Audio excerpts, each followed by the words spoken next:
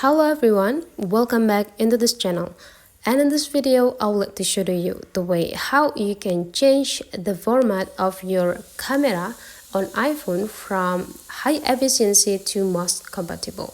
So there could be two formats that you can get from the iPhone camera. The first one is the high efficiency. The high efficiency could be the best performance of your camera on iPhone, but then sometimes it could be take a lot of space on your phone.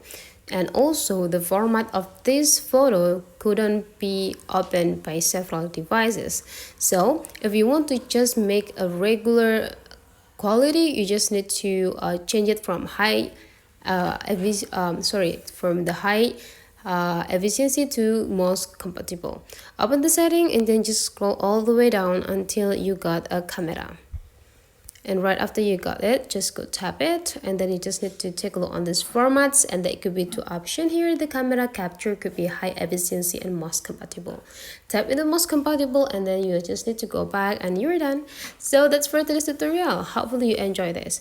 Let's meet again into other tutorial, and don't forget to turn on the notification section so that you will not gonna miss for the upcoming video.